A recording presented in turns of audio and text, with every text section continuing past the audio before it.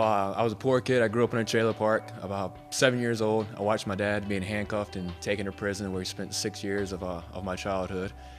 My mom took me and my youngest sister, and we moved around a bunch. She had some bad habits, some bad drinking habits and drug habits. We soon lost our place to live, ended up at social services, where she lost custody of us. My grandparents, who we call Nana and Pap, adopted us.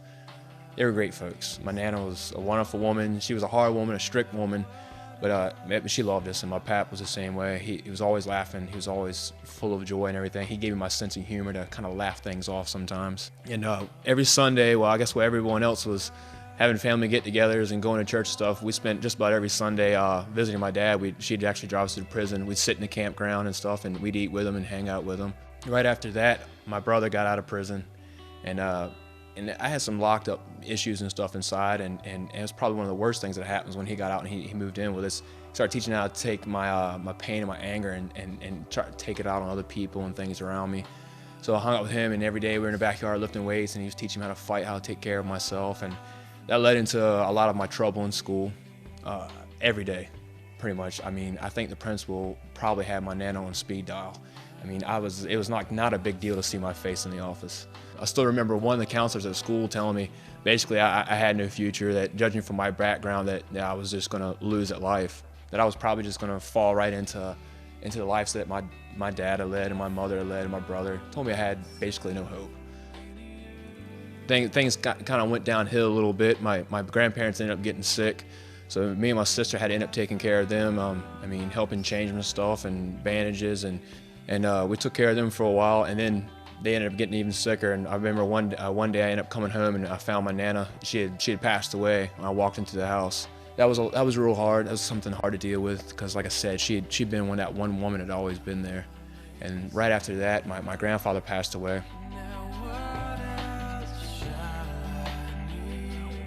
Shortly after that had happened, tried to take my own life, tried to commit suicide. It's just the pain and things became a little bit too much, and I just couldn't handle it all. Started partying a lot, hanging out with people, doing things I shouldn't have been doing, risking getting arrested, possibly spending most of my life probably in jail if I had ever got caught. And that just escalated every single day. That's pretty much it. That's kind of where I actually bumped into my wife one night partying, my future wife partying one night at a nightclub in Norfolk.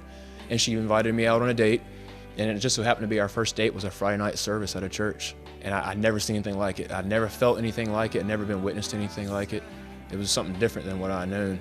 I came back the next Sunday. He asked me if I'd come back the next Sunday, and I did. And the very next Sunday, this guy, Mr. Wally Odom, he gave a service talking about how God can come in your life and can change your life, can take pain away and can heal you, and you can have a new start. And it was all absolutely free. And I wasn't the smartest guy in the world, but I had a lot of street smarts.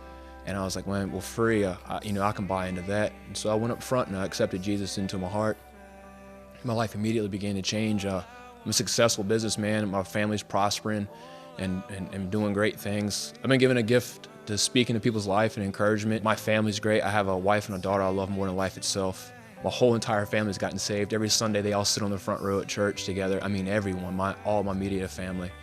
And my mother that I lost when she left, I hadn't seen my whole childhood. I talk to her all the time. I met her 2 years ago. Jesus has pretty much given me everything I guess the devil would try to take from me.